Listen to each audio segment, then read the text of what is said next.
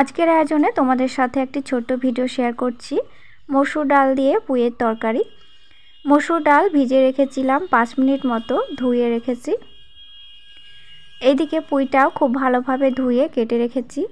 কড়াইতে দিচ্ছি 2 গ্লাস মতো জল। 2 গ্লাস জলে মসুর ডাল প্রথমে একটু সেদ্ধ করে নিতে হবে। জল একটু ফুটতে আরম্ভ করবে, এইরকম সময়তেই ধুয়ে রাখা মসুর ডাল দিচ্ছি।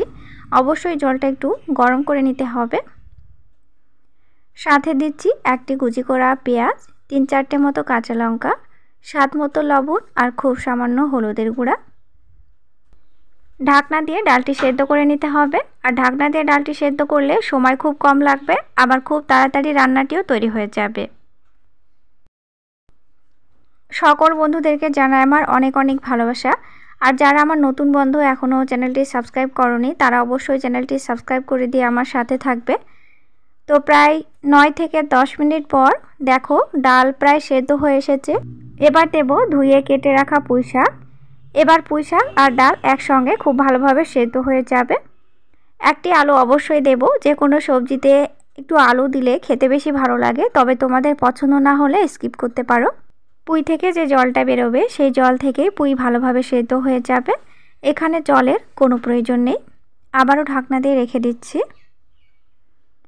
প্রায় 5 মিনিট পর তোমাদের সাথে আবারও ফিরে এলাম।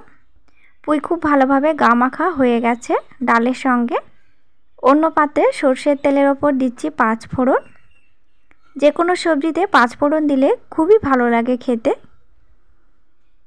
এবার দিচ্ছি কুচি করা রসুন, আর দেব কুচি করা একটি পেঁয়াজ, সাথে একটি গোটা শুকনো লঙ্কা দিচ্ছি।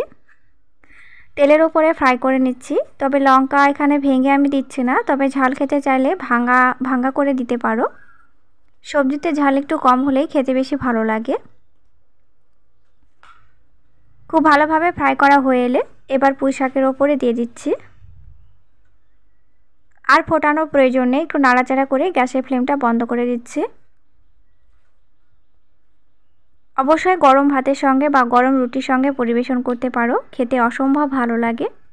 খুবই সাধারণ একটি রেসিপি। ভালো লাগলে চ্যানেলটি সাবস্ক্রাইব করে দিয়ে সাথে থেকো, আর সাথে অবশ্যই লাইক, শেয়ার এবং কমেন্ট করো। তো ফিরে আসছি পরের কোনো রেসিপিতে, ততক্ষণ তোমরা ভালো থেকো। ধন্যবাদ।